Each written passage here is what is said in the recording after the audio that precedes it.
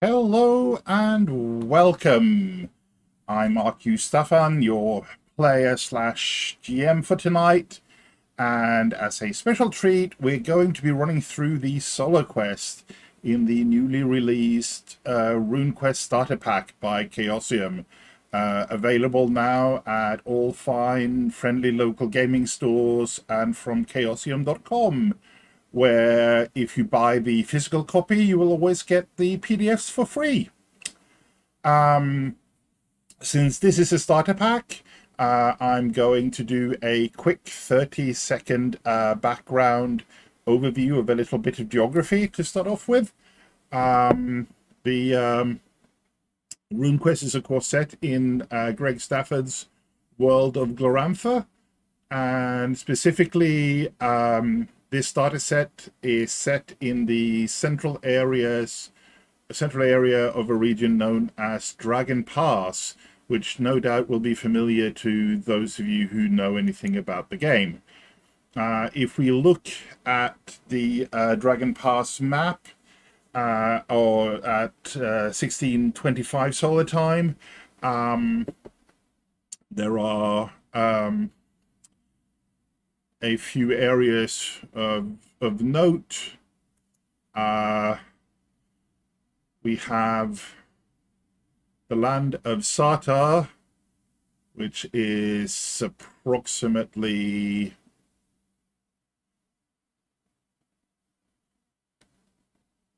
that triangle, a newly liberated land that has spent the last 20 some years under the invading heel of the Lunar Empire. The Lunar Empire is a fairly new political power whose boundaries started off up here, but at the peak of its power basically held sway throughout a large amount of the area, but they have since been kicked back to their original borders, mostly due to the actions of a few major heroes, some of which we'll get to meet, and also the appearance of a very large dragon over in this area that basically kicked their butts all the way home. However, they have now decided to come calling again, and as we zoom in on the area of Dangerford, is where the scenario is set.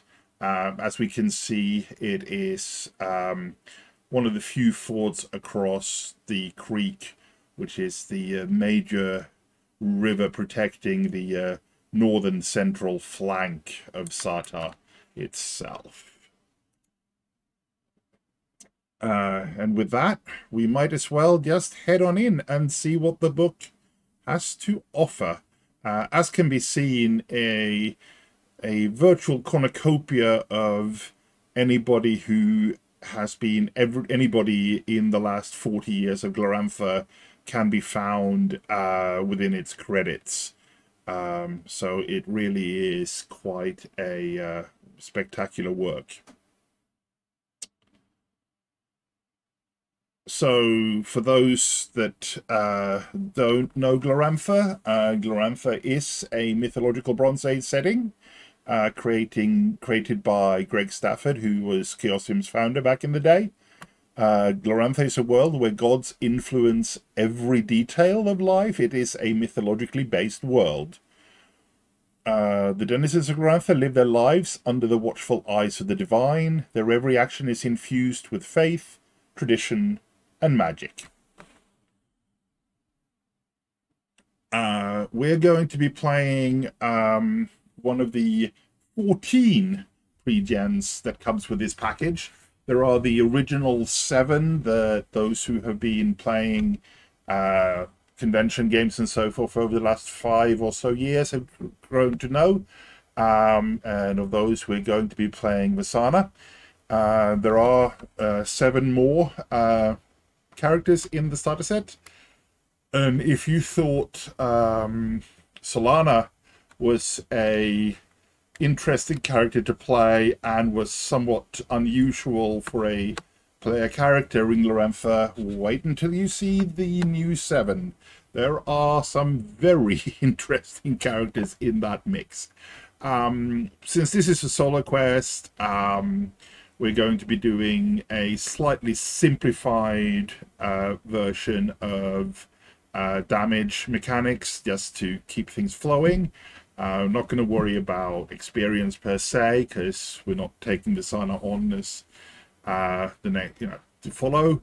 And there is also this mechanic of a battle result total that we will need to keep a track of.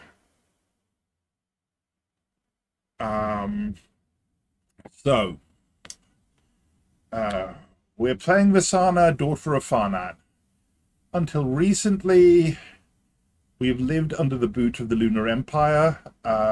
In fact, all of our life up until recently, we were under the boot of the Lunar Empire.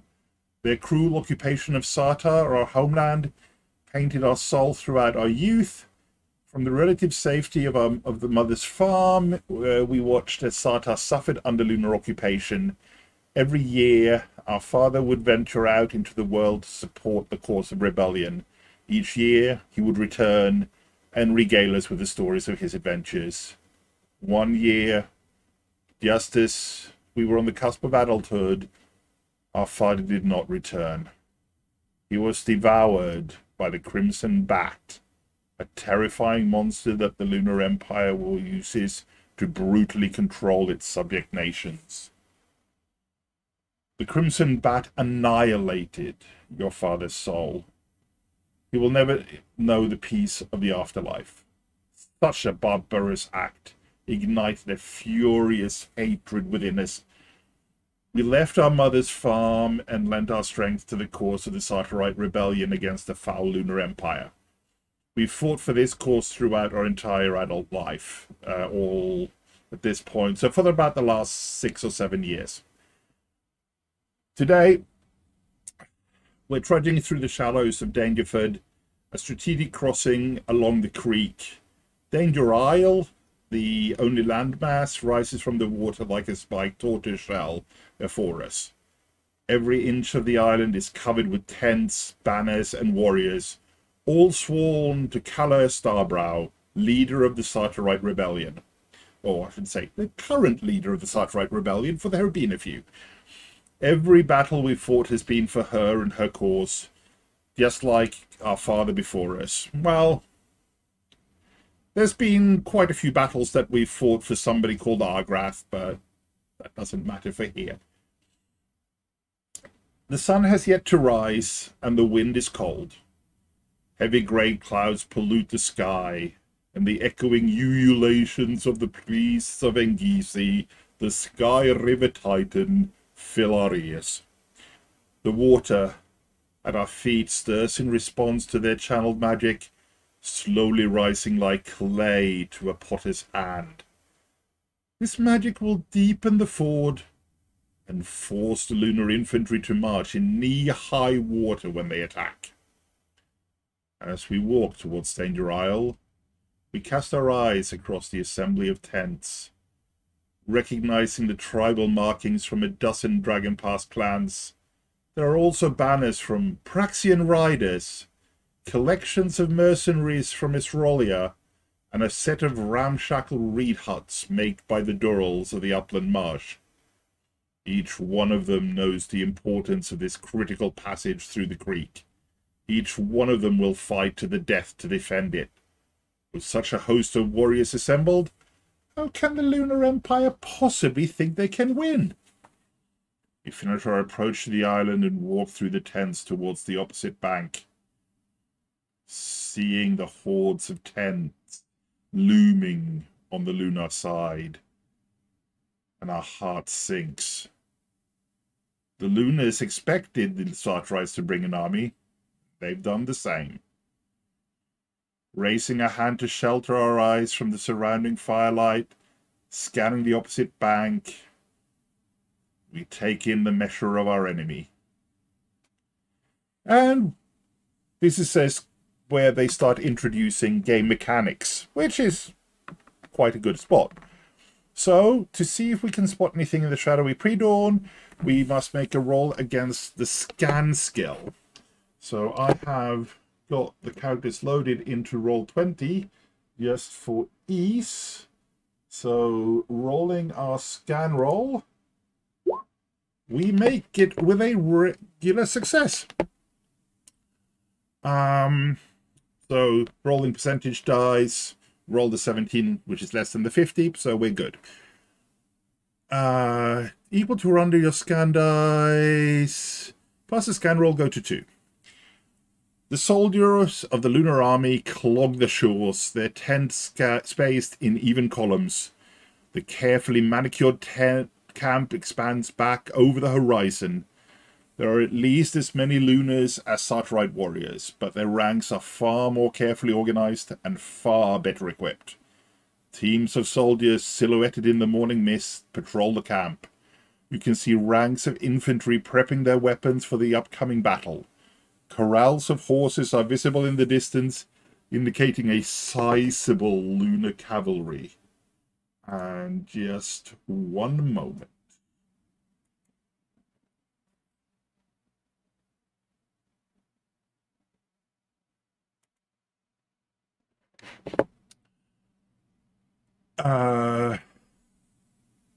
So we go to 4.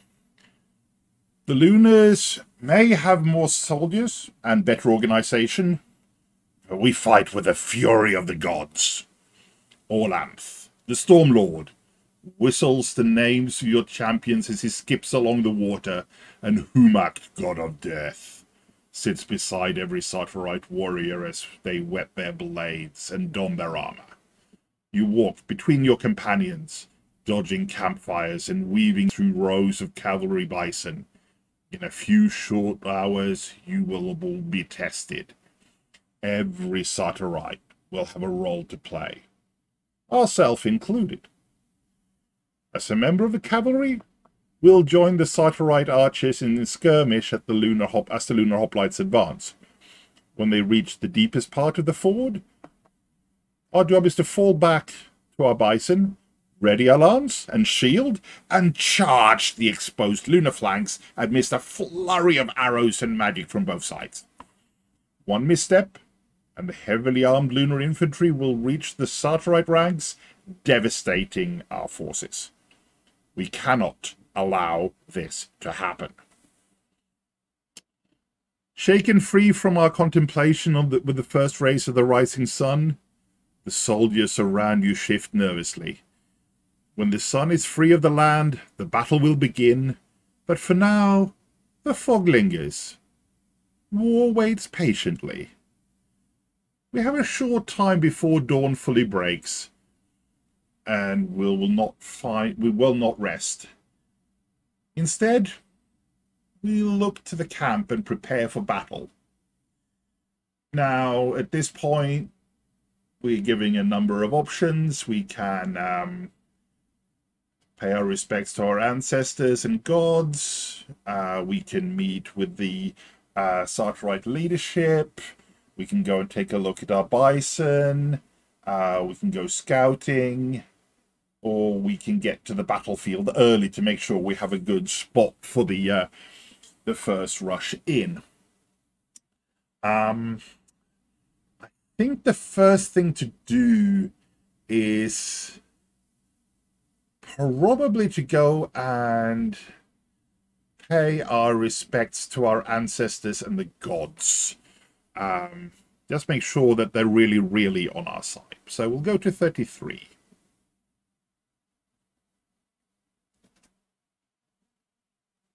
Now, in Glorantha, the gods are all important. There is a vast pantheon of beings that make up the world, and every living creature within it is connected to them. They are the source of all strength and weakness. They both hold the world together and create all conflict. Some gods are worshipped as patrons of tribes and clans. Others are personal deities and guardian spirits. Although most people are dedicated to a single deity, all the gods are acknowledged and worshipped when appropriate. We worship Orlanth the Storm God. More specifically, we're devoted to the female Orlanth called Vinga. When Orlanth takes the form of Vinga, she embodies his trademark courage, strength, heroism, and a strong feminine aspect. Ourselves and many others find Vinga as the form of Orlanth most deserving of our worship. Now, Glorantha is a mythological setting, and the worship and identity of various gods is its defining aspect. Visana worshipping Vinga, but in our adventures through Glorantha, creating our own adventures with our own relationship to the innumerable gods. There is one for everything, something for everyone out there. Vinga desires your worship. She may offer you protection in battle if you pray to her. You head towards the makeshift temples on the edge of the island. And as we do, we join a procession of worshippers. 2 large shrines have been set up, one to Orlanth and one to Humac. Each is decorated with special fetishes and sacred tokens. Crowds of kneeling supplicants reach forward towards each shrine, placing small fragments of cloth or jewelry upon them. Under their breath, they mutter the names of their ancestors. Our mind drifts to our father Farnan. His spirit is gone, devoured by the crimson bat, but his name and memory remain. If we can stand against the Lunar Empire this day, then we'll have honored the name of our father and his memory. As we take in the sight of the assembled worshippers, they're jostled to one side by an enormous Praxian Stormball cultist. He pushes through the crowd towards the water of the creek behind the shrines and begins to splash it across his body ritualistically. Several other worshippers surround him, cleaning their bodies as a mark of respect. You start to move before you're jostled sideways again. This place is packed with people vying for a chance to give worship. Step forward and gaze at the shrines. You could visit the Shrine of Orland to pray for strength, or we could visit the Shrine of Humac, the god of death, for purpose and guidance on the battlefield. We're only a lay member of Humac's cult, though. In Gloranthan worship, it's not uncommon to praise multiple gods, as long as the beings themselves are aligned. Given the nature of the day to come, perhaps Humac would be a more fitting recipient of our praise. Whatever we decide today, you can always go bathe in the waters of the creek and honor your ancestors. But I think we will go and give honor to Orland, since Vinga is indeed who we identify with. We approach the Shrine of Orland, the Storm Lord. Orlanth is the patron god of the Orlanthi people and of Sartar as a whole. Blue pigment has been spread around the base of the shrine. It flutters about, casting specks of brilliant colour into the wind as we approach. The centre of the shrine is a portable altar and a collection of painted terracotta statues depicting Orlanth in his various martial aspects. The adventurer, the thunderer, the master of the 4 weapons, and also Vinga. The entire shrine is portable and was brought here by the priests and windlords who followed Kalir to war. Among all the trinkets and totems placed against the sides of the shrine is a collection of large bronze swords. Seated nearby are several Orlanthi windlords, cross-legged and meditating. These powerful rune lords are the warrior priests of the Orlanthi cult. Some of them can fly across the battlefield. They are amongst the deadliest warriors in all Glorantha. Orlanth symbolizes and forms the elemental air. He is the foundation of the cosmic order. He is king of the gods by right of his strength and deeds, and his virtues maintain the world. As both the murderer of Yelm, who plunged the world into darkness, and the leader of the Lightbringers, who revived the world, Orland is the god of heroes, an untamed destroyer who nonetheless protects life and aids civilization. He destroys not to end the world, but to make way for the new. Orland made the world what it is through his deeds, and we will go on to worship him. And we take our place amongst the other warriors and kneel before the cult images of Orland, gazing at the little terracotta statues and looking beyond them into the realm of the gods.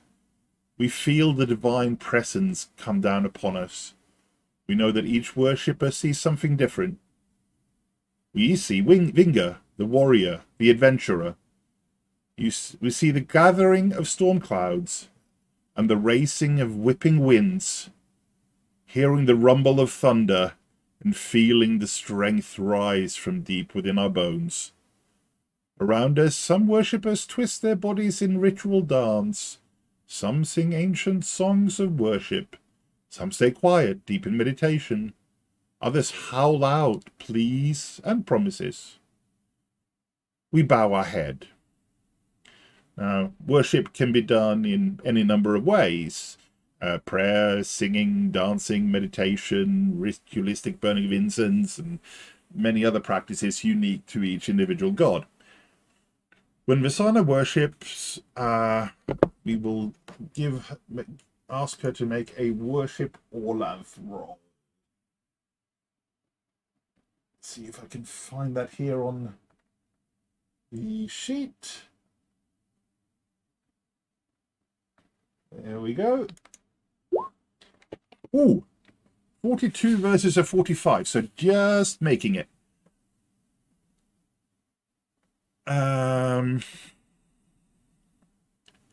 So we succeed. As we make our prayers, a sudden wind picks up and sends strands of hair fluttering around our face. The chanting around us intensifies. We open our eyes, feeling a renewed sense of power. The eyes of the other worshippers linger upon us as we stand and leave. So, this means we get to increase our BRT by 5.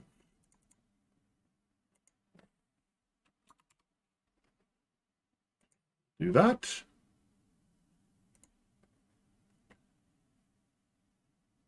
And go to 47.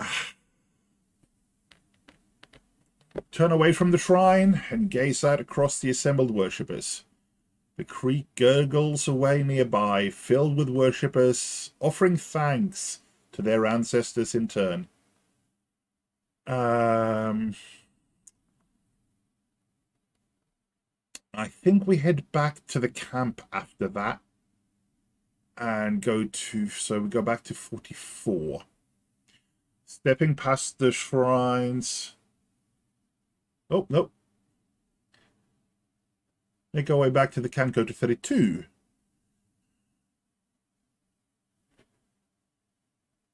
The camp stretches out before us, and there's still some time before the battle begins. So we have one more option to go.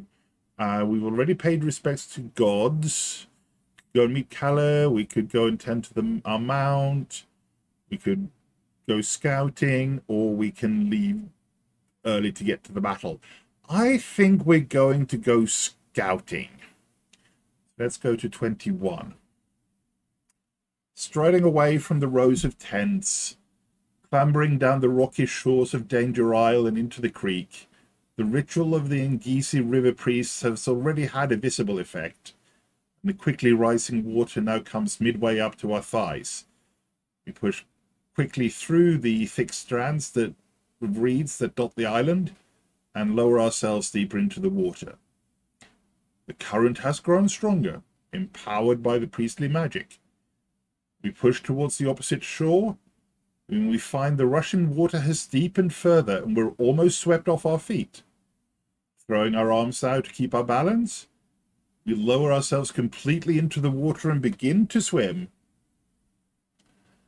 Now, this would be a swim roll, however, one of the mechanics of Runequest Adventures in Glorantha is that of becoming inspired using our runes, passions, and skills. And in this case, going for a swim in dangerous and difficult waters would be an excellent opportunity to be inspired by our movement rune, which, as the book says, is a wonderful 75%. And just to show off how glorious these new trifold character sheets are for the pre-gens, they really are quite spectacular.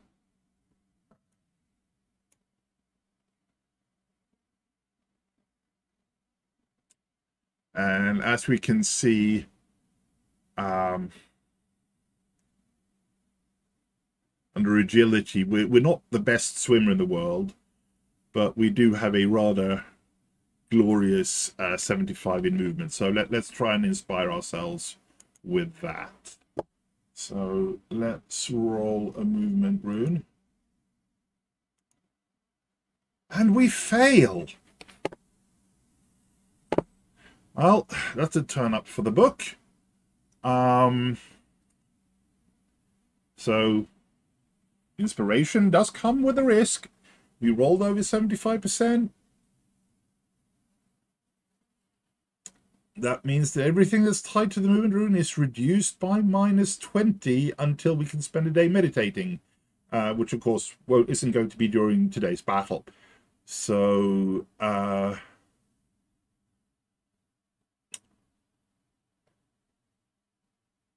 let's give the swim roll a go, but bearing in mind we're at -20, this is probably not going to go particularly well. So I need to go to agility.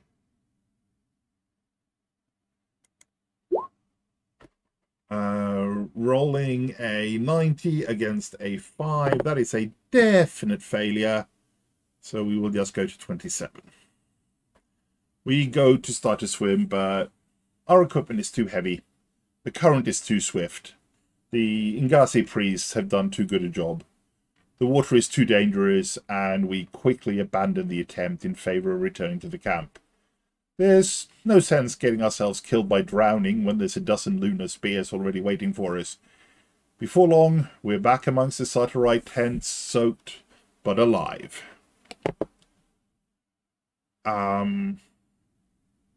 Which completes our actions under 32. So we go to 50.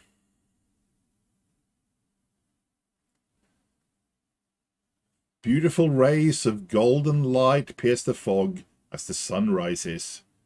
The atmosphere in the camp changes from tense anticipation to frantic action. Suddenly, we're caught in a whirlwind of activity, grabbing our equipment, checking our armor, stringing our bow. It is time to move. We join the ranks of warriors pushing forward towards the banks of Danger Isle. Saturite warriors mill about endlessly. The small island is packed with bodies.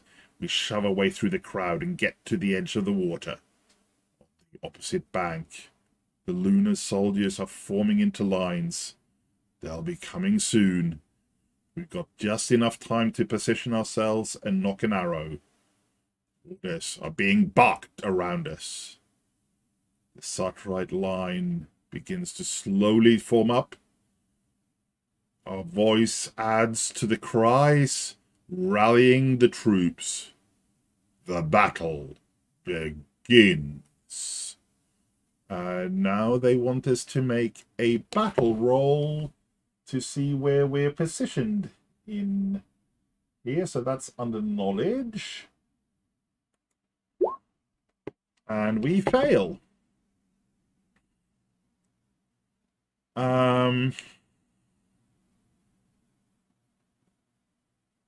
And go to 52. The war horns sound on both sides. Sartarite and Lunar troops alike pull upon our bowstrings and race their javelins. As is tradition throughout Glorantha, battle begins with an exchange of ranged weapon attacks and magic. Sometimes these minor exchanges are terrifying enough to end battles early and avoid additional loss of life. Unfortunately, the stakes are too high on both sides. Today, the battle will go much further. This skirmish will only whittle down each side. Our task is to remain in the skirmish as long as possible, firing missiles towards the marching lunar infantry. Once they've advanced into the water, we're going to break away from the lines and go and find Molon, our bison, and join in the charge. The lunar infantry marches. We stand in line with our fellow warriors. Their presence comforts us, drawing our strength from our faith in their ability to fight beside us. Today, the Sartarites push back against the Lunar Empire. Today, our loyalty will be tested. Today, we will win. In Runequest, heroes define themselves through their passions, which reflect their relationship with the world and the factions within it as their tribe, family, and friends. Passions can also be used to fuel action. We have the option of drawing inspiration from our loyalty to Sartar, passion to augment one of our skills for the skirmish. We would choose a single skill to augment, and it will last for the full scene. So we could choose any skill, but chances are that the composite bow would be the most useful. And I think this is a reasonable idea. So we will go ahead and try to follow our loyalty to Sartar, which we do with a regular success, which means that 54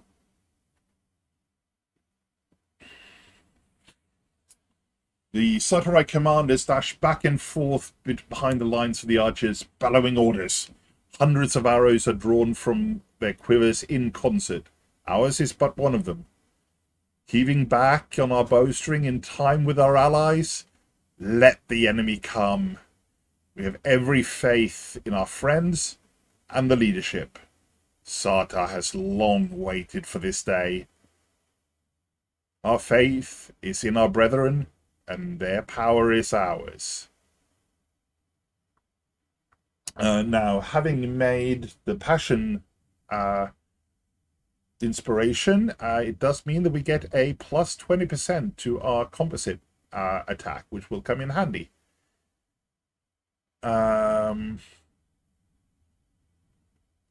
So go to 57.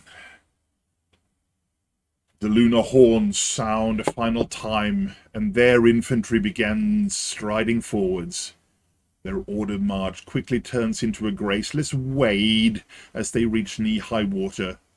Arrows and magical spells fly around us. The mass of shields and bodies absorb the missiles one by one. Now, the lunar line is over 100 meters away. It's a difficult shot. We raise our bow, draw back the string, feeling our back muscles strain. After a beat, loosing the arrow, it silently flies through the air, twisting through the wind. So we're at half percentage because of the range. But we're also at plus 20 because of the inspiration.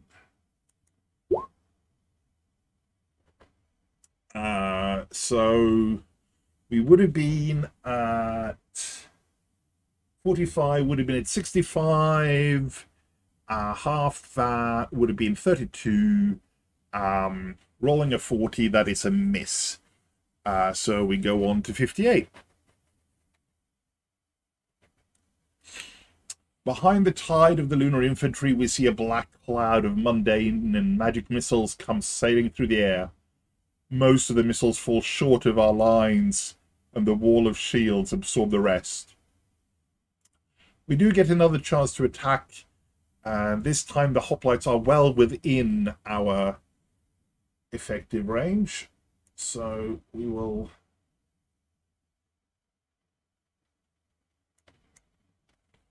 plus 20.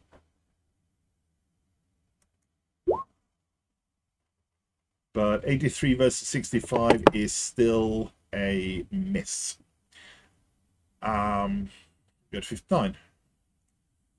Now, before the lunar archers can return fire, a voice howls, "Shields, now!"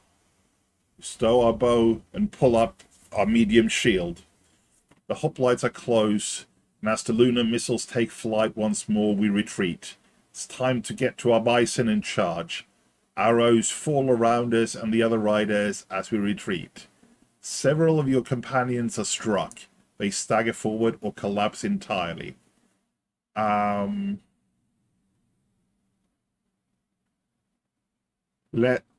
we've got a medium shield, so that's covering our left arm and anywhere else. And I think it's reasonable to say that we're going to cover our head with it. So we dart this way and that, dodging between the fallen combatants. Moments before we disappear between the rows of tents, a final volley finds us. 3 arrows come towards us, each with a 50% chance to hit. So we'll roll 3 1d100s. 93 misses, a 99 misses, and it's in fact a fumble on the other side, but 21 will hit. So we're going to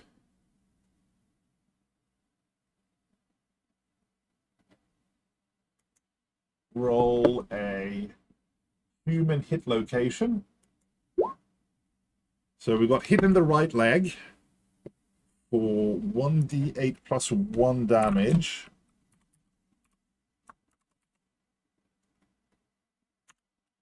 Ooh, 5 points of damage. That's going to hurt. If we go and look at our character sheets, we find that the right leg has got, 6 armor points.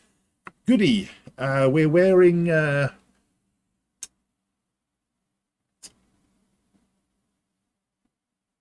plate limb armor.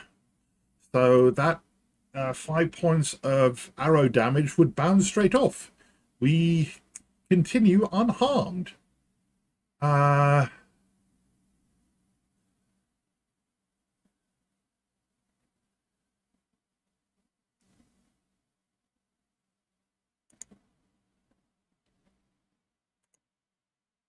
So, if for some reason we weathered the assault and go to 66.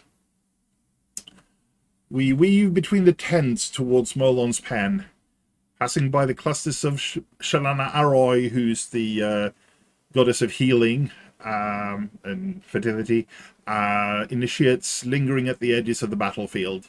They're using their potent healing magic to mend injuries. Other riders race around us, hoisting themselves into saddles and readying lances. Molon huffs as we approach. We raise one of our feet into the stirrups and then swing ourselves into the saddle. A sharp cry launches Molon into the action. Gallop away, bound for the front lines. This stage of the battle is crucial. If the Lunar Hoplites reach the Sartorite ranks, it could spell defeat.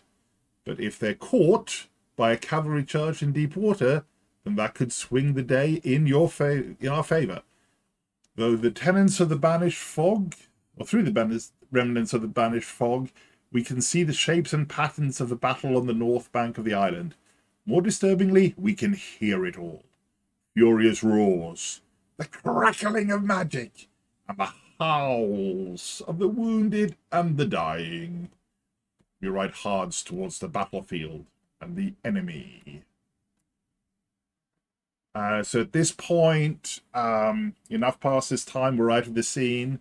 The inspiration for our composite bow has come to an end, but we're not going to be firing a composite bow from the back of a bison, so that's fine. We're not missing any hit points, so we can wave the Shanaroi priestess that comes to aid us away. We spur the bison forward, heading west towards the river. As we reach the water, he charges on, completely unconcerned by the higher water. Splashing through the reeds, we can see the lunar infantry pushing closer and closer to our archers. A wave of fear rushes through the Sartorite ranks, who fire faster and faster, desperate to push the enemy back. But the arrows just clatter harmlessly among the lunar shields. Wheeling Molon around, join up with the assembling riders. The Lunar Empire marches forward, seemingly unstoppable. Hot anger flushes our face red, gritting our teeth. Takes every bit of restraint we have to wait for the horn and not just blindly charge. Here they suggest augmenting one of our skills using Vasana's hatred of the Lunar Empire passion, which doesn't seem unreasonable. What they suggest choosing between is riding bison, our lance skill, our dodge skill, or our medium shield skill. I think we're going to go for our lance skill. So first of all, we need to roll against our hatred of the Lunar Empire. Now this is a 90% roll, so unsurprisingly, we succeed. So go to 68. Howls of anger filling our head. The cries of 1,000 murdered Sartorites. Our own father, fed to the crimson bat, joins them, haunting screams of anguish. Without realizing, we've let out a peal of fury and squeezed tightly on Molon's reins, our knuckles white. We'll make them pay for their transgressions. Our hatred gives us strength. So we get an additional plus 20 on our lance skill. Continue on. The infantry marches closer. We're moments away from battle. Measured breaths whilst we wait. We feel the strength of the runes all around us. Now, there's two kinds of magic that we have access to. There's spirit magic and rune magic. By using spirit magic, we're communicating with the spirits that exist throughout the world. Using rune magic, we channel the power of the gods and reconstruct their heroic deeds. So every Gloranthan has access to spirit magic. It's just a part of life. We've learned the spells from our parents, our tribe's shaman, and our ancestors. Rune magic has been taught to us as an initiate in the cult of Orland adventurers and Vingo. It tends to be more powerful than spirit magic, but has a higher cost. Where spirit magic consumes magic points to cast, of which we have plenty, 20 some, rune magic uses rune points. Not only do we have fewer rune points, but they cannot be recovered without committed sacrifice and prayer.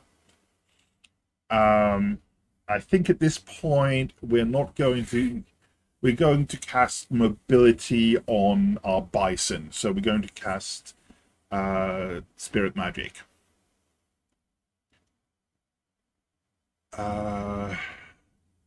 Since that will double the speed of the target and reduce their strike rank by 1 for a couple of minutes.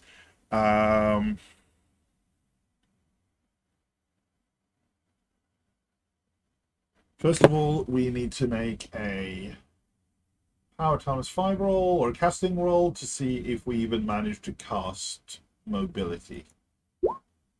And rolling 31 against 75, we do. So it successfully casts. We make sure that we reduce our available power by 1, since that is the cost of the mobility spell in magic points.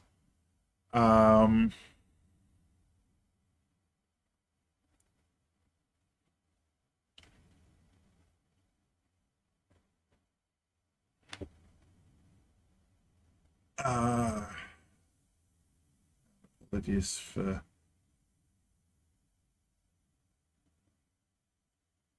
rather poor behavior here of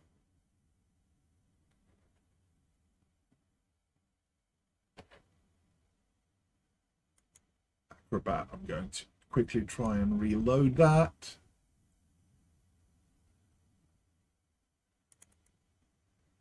It's not an issue with the PDF, it's just an issue with the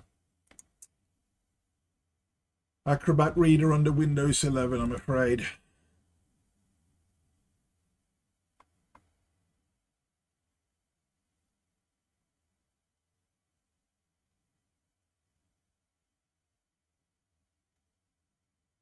Okay. Successfully cast mobility on Molan, go to 74. Suddenly, the horn sounding behind us, its deep tone announcing the cavalry charge. Molan rears in response, recognizing the sound. The mobility spell surrounds him, and he charges forward, allowing you to pass through the rest of the cavalry, racing towards the exposed lunar flank, where he crashes into the scrambling lunar infantry with devastating force, our lance plunging towards them.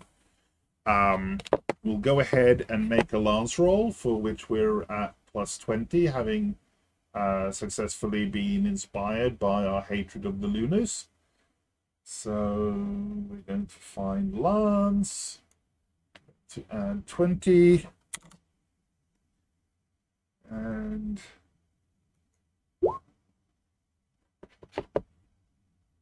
rolling a 54, we hit. Now, because we're on the Bison, we're doing a full 3d6 of strength damage, or mass damage, as it were. So it's a total of 20 points into the right leg of this person.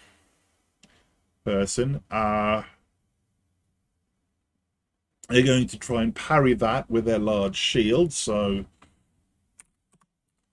1d100 for 86. So they failed to parry.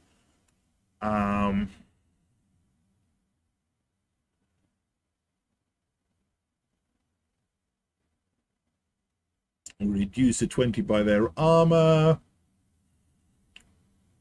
by their hit points.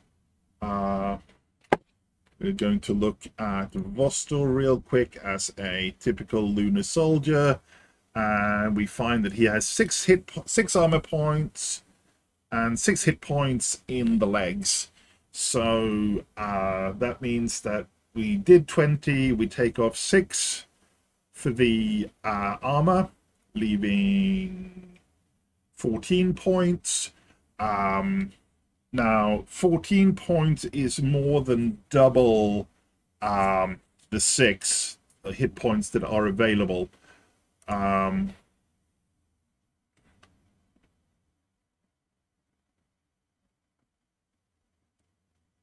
If we reduce the hit points in their location by twice their location hit points or more, increase the BRT by +15. Yes, please. This was a major goods. We did some major damage here.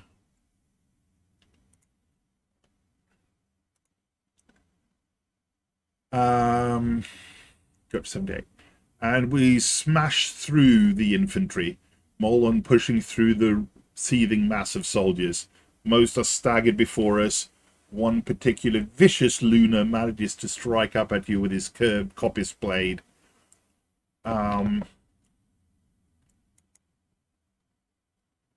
Let's see how that works Rolling 1d100, 62 against their 60% skill, so they fail. Now, I'm going to try and smash that out of the way with the lance, just because we can. And because we're inspired on it. So we roll 40, so we easily bash away the Kopish. And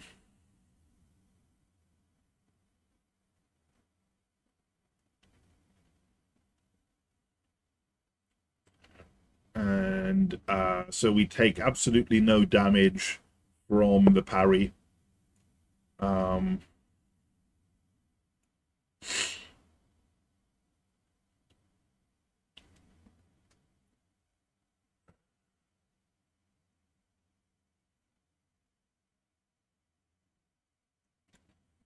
Now out of the range from the attacks, Molon turns and circles the massed infantry, takes stock of the situation.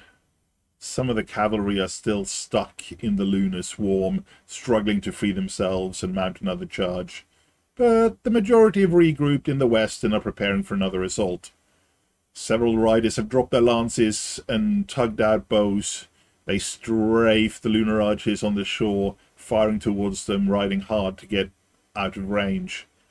A horn sounds from the eastern charge. Kalir's war horn. She needs 8. So we can try and contribute more here, or rush for Kalir. So first of all, let's try charging the lunar infantry, since we're still we're no longer under the mobility spell, but we're still inspired, so that feels like it's a good idea. So we get to roll another lance roll, which is a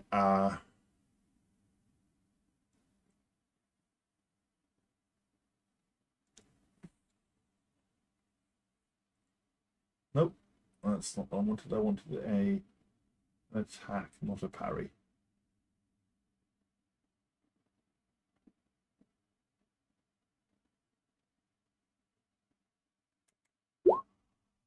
There we go.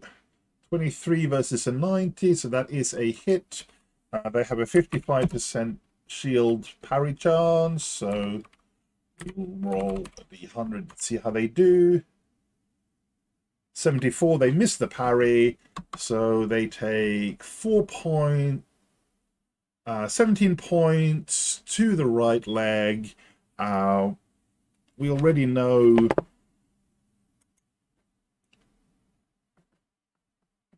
from earlier that they have 6 hit points and 6 armor points, so this time they won't quite take twice the damage, but it will bring the hit points in the leg way below 0. So we will do another 10 points to the BRT for that.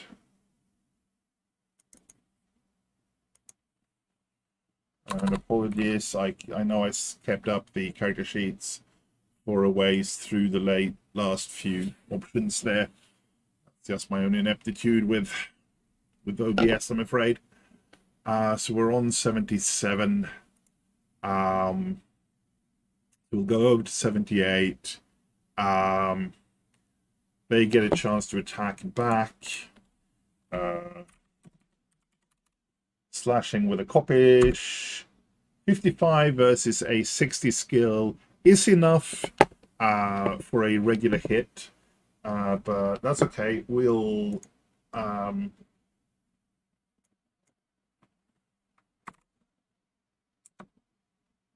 try and parry it away with the lance. Ooh, failing. We're going to take some damage. 1d8 plus 1 plus 1d4.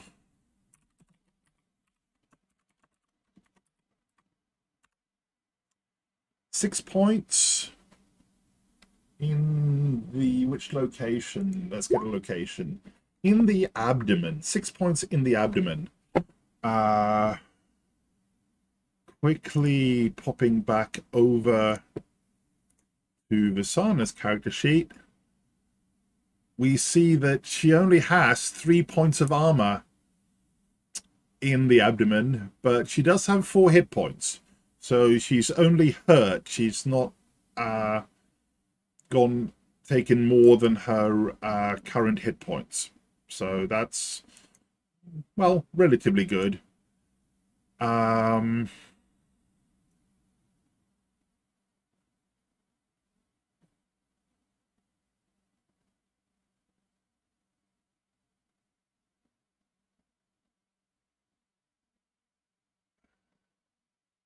So we come out, we're just hurt. We've just taken 3 out of our 4 hit points in the abdomen and 3 hit points from the total hit points.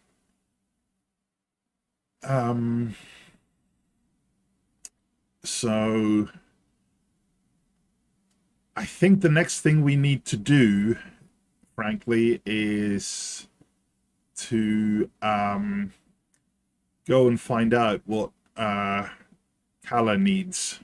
She is, after all, the Prince of Sartar at the moment, much as though she's not that great a prince.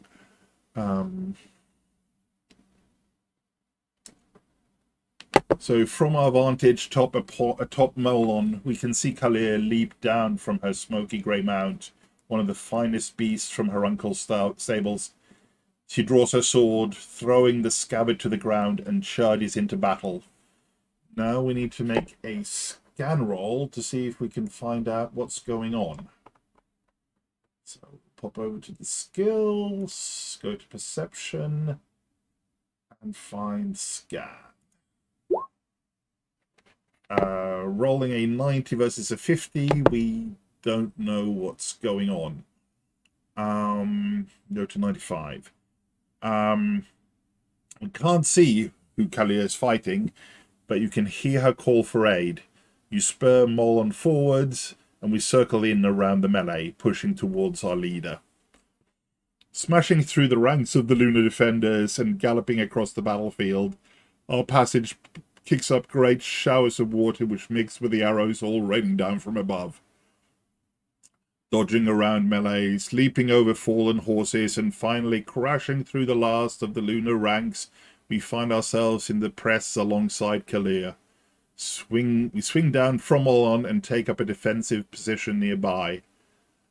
The Lunar and Sartarite infantry clash all around us, and Kalir herself is locked in a duel with a Lunar Rune Lord, Horatio Hostilis, first cousin to Fassa Widered, the enemy general, and said to command a group of 17 fanatic soldiers devoted to protecting Fassa's person and life. Things are tense, but we know better than to interrupt. Interfering in the duel would dishonor our leader and disgrace us as a cheat. Kalir is tense and focused, looking for an opportunity to strike. Without looking directly at us, he bellows, "Stand by! I have a use for you when I'm finished with this cur." We obey Kalir. Well, we're going to try and obey Kalir and watch and wait. However, we're currently inspired by hatred of Lunar Empire. So now we get to make an opposed roll between our honor and our hatred of the Lunar Empire. This is one of those times when having a strong passion comes back and bites us in the rear, quite possibly. So we have a honor of 70 on the one side, which we make a regular success with, rolling a 19. And our hatred of the Lunar Empire is at 90. And we roll 30, which is a regular success.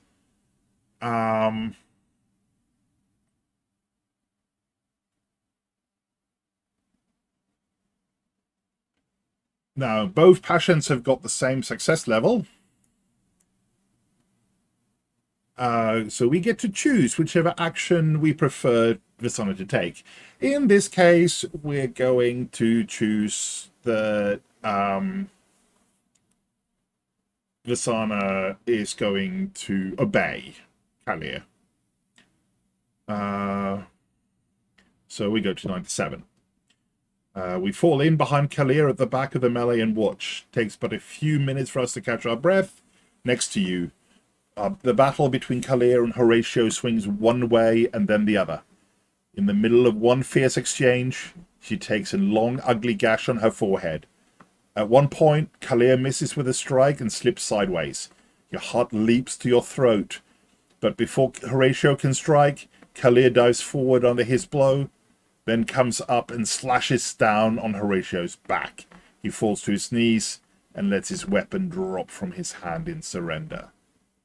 Kalir wipes blood from a cut above her brow and gestures to her warriors who drag the commander away. The lunar lines are wavering, but you can see fresh troops pouring in to provide support. Kalir gestures to us wordlessly and swings up onto our horse and leads us back towards the camp with her head held high.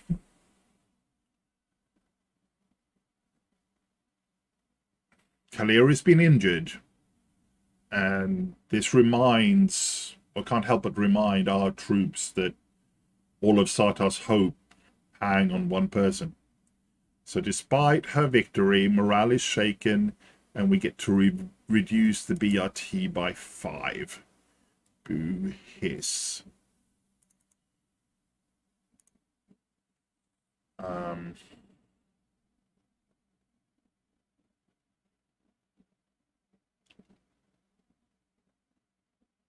Hang on.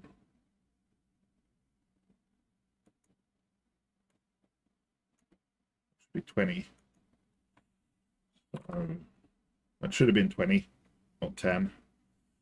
So we get to use back to 15. Go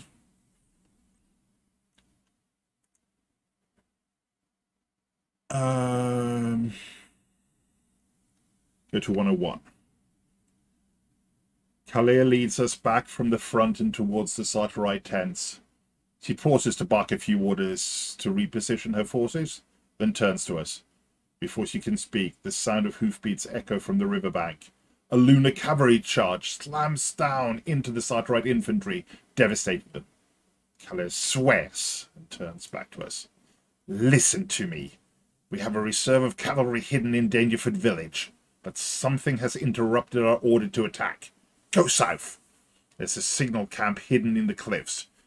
You must have passed it coming to the site. Get the messengers to send the alert. Blow the horde yourself if you must. She clasps our forearm, then turns and darts towards the pack of the Sartarite archers. They draw their weapons as she approaches, then join her in a charge to reinforce the Sartarite front line. We're left alone in the middle of the camp. The fate of the battle hangs on us. We go to 105.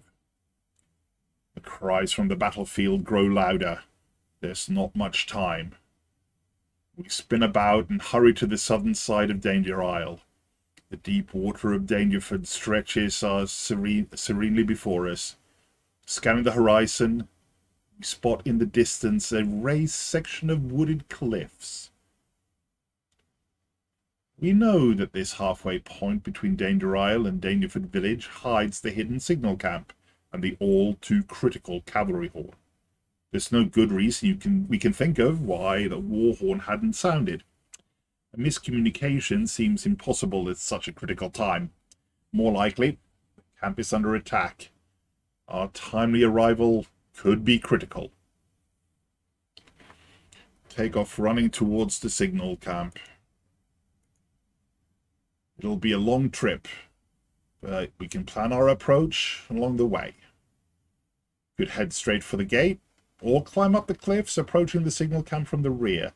If the camp has been overrun, this could get us to launch a surprise attack. We could ride towards the signal camp. It'll be faster, and we could charge any opposition, but we're not going to be much stealthy. But why would we want to be stealthy in front of Lunas? We want to get there. So let's ride Molon and go to 114. The ride to the signal camp will take us but a few minutes. We mount Molon and spur him on his way. With a rumbling growl, he shifts his enormous bulk, and we cut through the waters of the Daneford like a knife. Halfway across the creek, we spot movement out of the corner of our eye. It appears a single lunar rider has split away from the group and is moving quickly towards us. We don't know what they're doing so far from the fighting. The rider spots us moving across the creek and moves to intercept us. Okay, we don't have time to get caught up in a battle. Urging Molon on, we're going to try and outpace the lunar rider. So we're going to make an opposed riding roll to see whether we can outride a mere lunar cavalry officer. The lunar cavalry officer, I say 50% ride.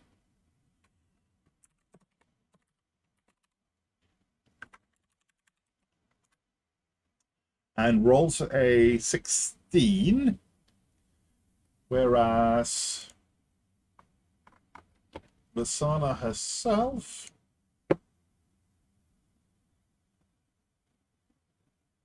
on her agility ride bison at 70% rolls a 33.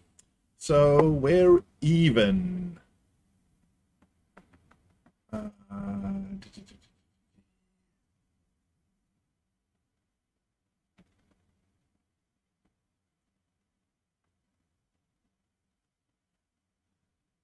So we go to 116.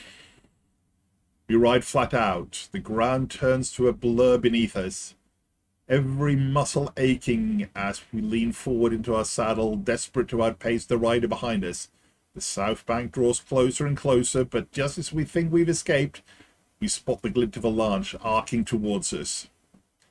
We've been caught up by the enemy.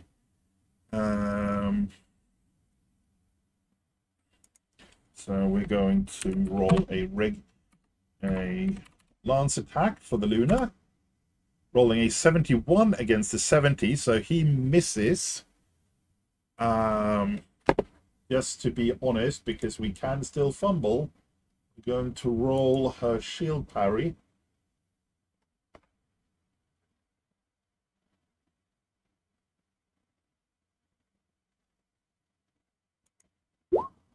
But that's okay, we're rolling a special.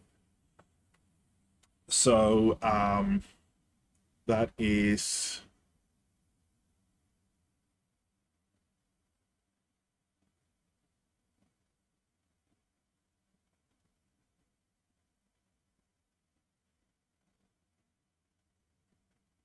he's not going to take any damage. She just manages to glance the lunar lance out of her way and go on to 117. We keep our grip on the reins and urge Molon onwards, bison splashing through the water whilst the lunar rider, unbalanced from their charge, takes a moment to regain their balance. This means we get to put enough distance between us and the rider in the short time to reach the edge of the Daneford. We're assuming that we're therefore retreating, the lunar spins about and rides back into the battlefield. So we've escaped. Focus back on the path ahead. In the distance, seeing the rising shape of the wooded cliffs jutting out from the ground just like a tall tooth. We know these woods hide the signal camp. Spurring Molon forwards. It's not long now. Going to 128. Molon trundles forward, reach the base of the foothills and gallop onwards. The trees blur past to either side as we arrive at the hidden camp. It's a grisly sight. Bodies litter the ground, some hanging halfway out of the sunken embankment. Arrows, spears, and bits of magically strewn debris stick out of the cadavers at odd angles. The corpses are Sartorite and Lunar alike. The warriors here fought like lions. Only one figure is still moving, looking for survivors amongst his fallen allies. A lunar warrior, armor covered in the blood of his brethren in ours. He stands tall, his koppish raised. Clearly, he's heard the thundering sound of our bison approaching. Well, we're not exactly subtle. He raises his weapon as I pull Molon to a halt. "Stop there, barbarian!" the lunar shouts, raising a gloved hand. "I am Vostor, son of Pygeem. I have captured this outpost in the name of the Lunar Empire. For wandering here, you have intruded upon the Empire's plans. If you will surrender to me, I will take you prisoner in accordance with our laws. If you refuse, then I challenge you to a duel. Show honor. Dismount your bison. Give me your name and your answer." You hesitate before your answer. As dishonorable as it would be, you could just run this lunar down. A single charge might make all the difference. Given her 90% hatred of Luna and only 70% honor, I'm not even going to bother rolling. I'm just going to say that in this situation and with the battle at edge, she's just going to charge. Just spit at him and charge. So we go to 152.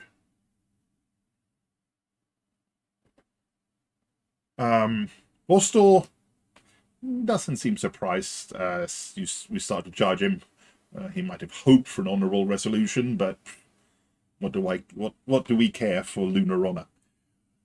He raises his shield, readies his koppish, and stands ready to strike back. Molon closes the distance swiftly. A lance flies out towards Vostor. So we're going to go with Sana's lance attack and Vostor's koppish parry. Well, attack and parry are the same numbers in Adventures in Glorantha as compared to earlier Runequest editions where they were separate.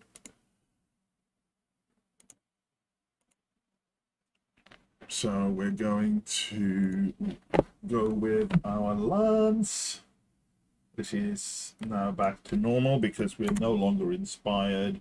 That's all that has passed.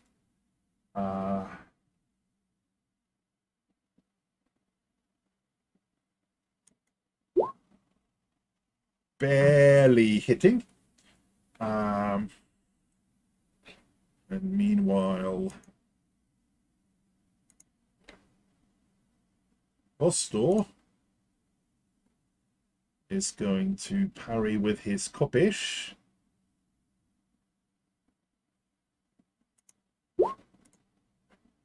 But he parries normally.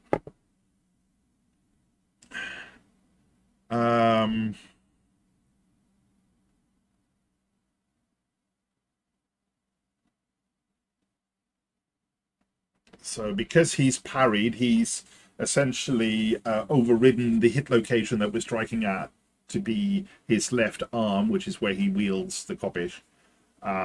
So first of all, he gets to reduce the damage that we're doing, all of the 16 points, by the number of hit points in his koppish, which is a total of 12. So that leaves 4 hit points, and looking at his character sheet, he has 6 hit points in the arms wearing plate, just like Visana did, so he takes no damage.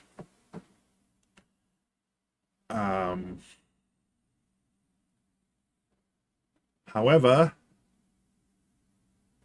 I think this was based on... Yes, that was based with the lance with the strike. So it's now Vostor's turn to attack. Vasana is going to parry it with her shield. So Vostor rolls a Coppish attack.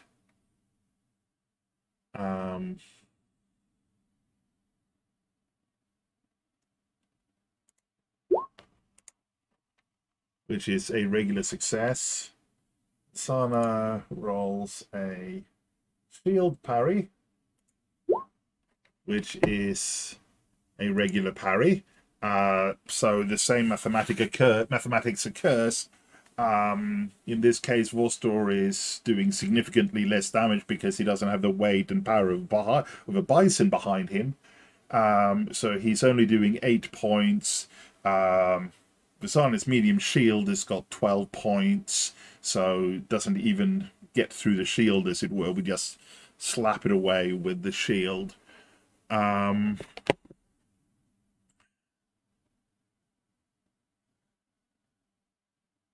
we go to 154 and we circle around each other.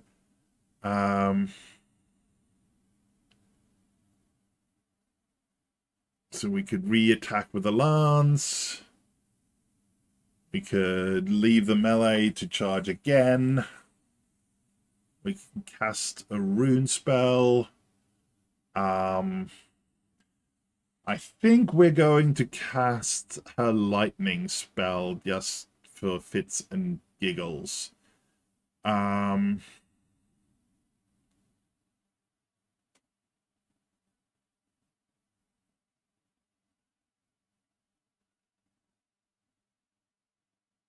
62.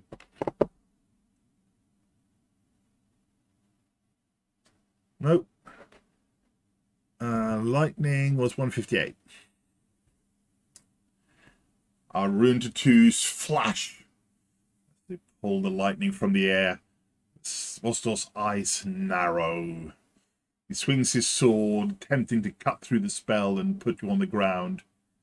At this point, it's worthwhile mentioning how I've been, or how it's been decided who goes first within the rounds. In Runequest, combat occurs on a what's known as a strike rank system. There are 12 strike ranks within a round, so approximately 1 strike rank per second. And each weapon has their own strike rank spell, have certain number of strike ranks associated with them, and characters have a base strike rank on which they act, determined by size and dexterity, or mostly dexterity, frankly. Now, in this case, Rune Magic being the powerful magic of the gods, it always goes on strike rank 1.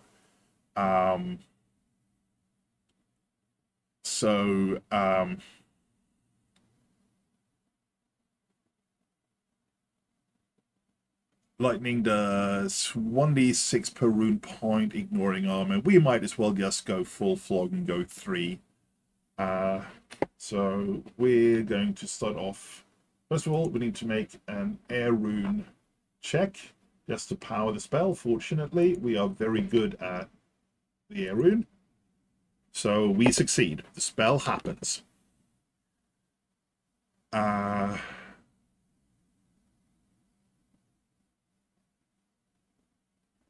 Next, we need to do an opposed power roll.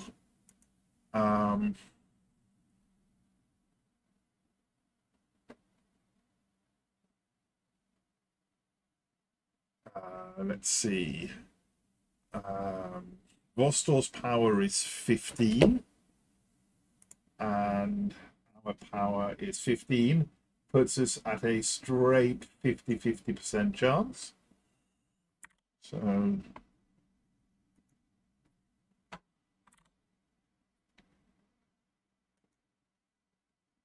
and we failed to overcome its power. That's unfortunate.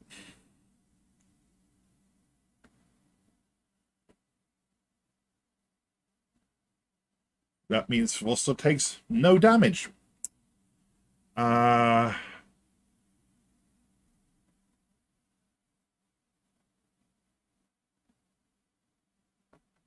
back to 161. yet again, Vostor is going to merely come back at us with his Kopish.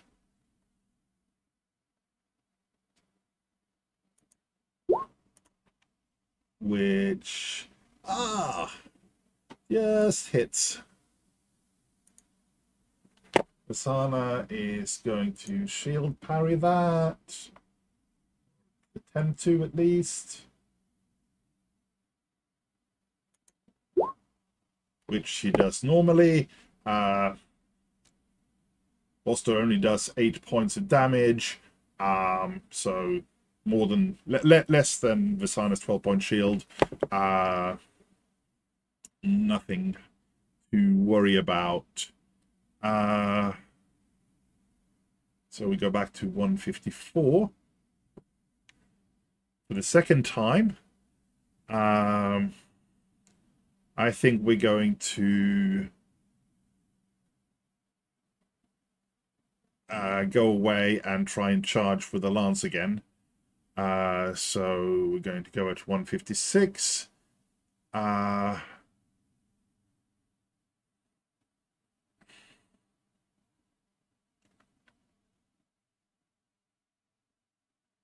Then we're going to just parry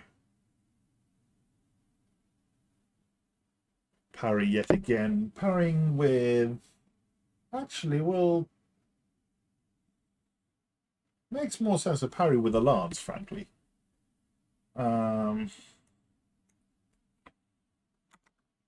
So, as we disengage, Vostor gets another strike on us.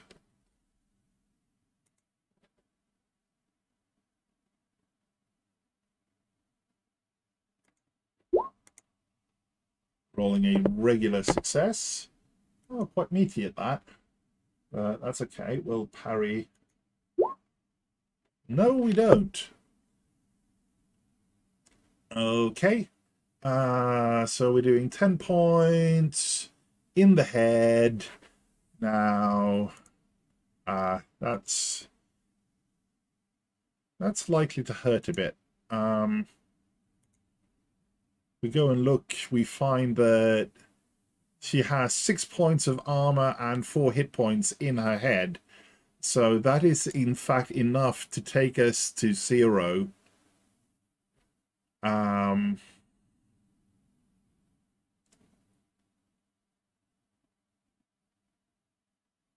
Which means that she's knocked unconscious. So we go to 174.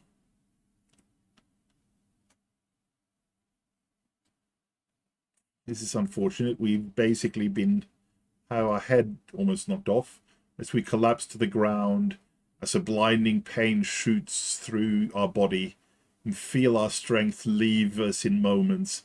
And as we glance down and see the crimson blood splattered across the ground below you, Vostor steps forward, Kopish raised. We go to cry out, to spit some final word at him, but we can't seem to move our mouth. The world blurs around us. The sky turns black.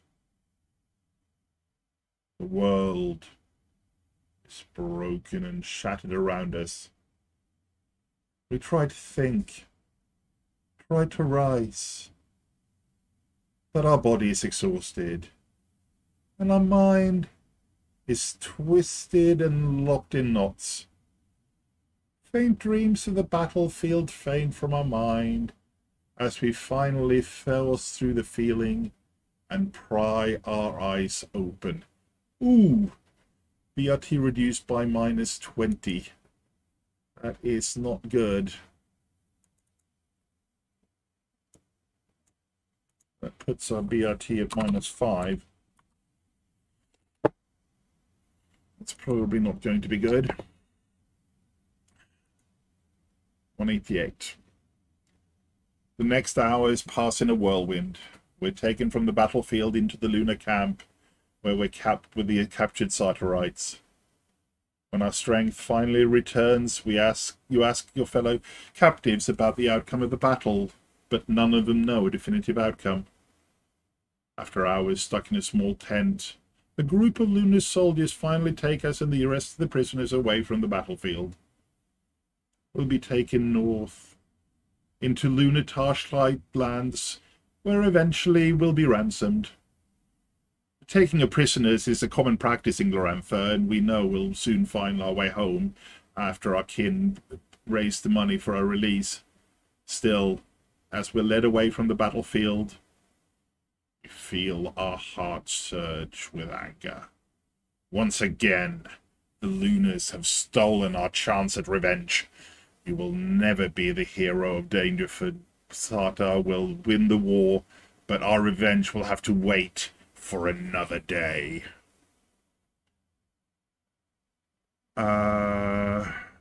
It is, our BRT is currently less than 10. Okay. In the weeks to come, we learn that the Lunar Army was repelled from Sartar by our allies. Hang on. Yeah, less than 10. Despite this, the war is far from over. Thassa Wide-Red's retreat was strategic, and additional battles spring up all throughout the north. In such chaos, there'll be no spare resources to spend on our ransom. We did our ancestors proud by risking our life, but fate wasn't on our side. It'll take many months before we're free. We'll have no say on the outcome of the war to come.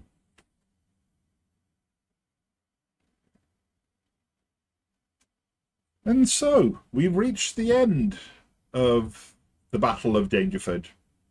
A first step into Glorantha, which is only the beginning of our journey.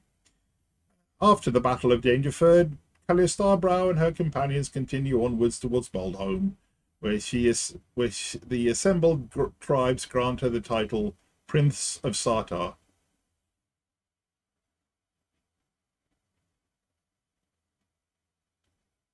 Others of the Sartarite army make their way south to Johnstown to fortify against the possibility of a lunar counterattack.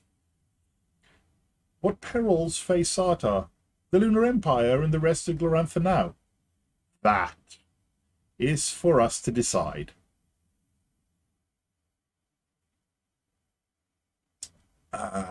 Those interested in following the story of Vistana can look to the introductory scenario included here in the starter set, where Vistana and her companions can be joined as they arrive in Johnstown just after the battle. Well, not in our case, of course, because we are captured. May the gods of storm and thunder protect us all.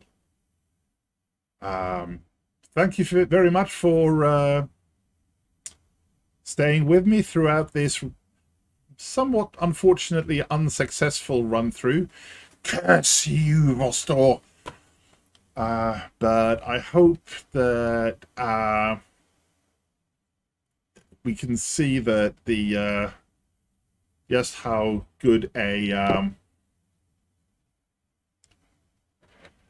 starter this pack this is, and how easy, even though Runequest role-playing Glorantha is quite a simulationist and quite a heavy system, it doesn't have to be insurmountable to get into play. I wish I had as much luck as Vistana this time round as I did when I did a quick mental run through ahead of tonight's stream just to get a sense of it, where she actually managed to beat Vostor and got to celebrate part of the victory rather than languishing in a cell up in Slavewall. But such is the twos and fro's of campaign play. So yes, I've been RQ Staffan for tonight, and you can find me here most Friday nights And for the next few Friday nights, I'll be running through the Runequest 2, Runequest Classic solo quests with some of my own characters, just to remind myself of how great those were back in the 80s. But for now, thank you very much for hanging out, and hope to see you around. Please feel free to follow the channel, and good night.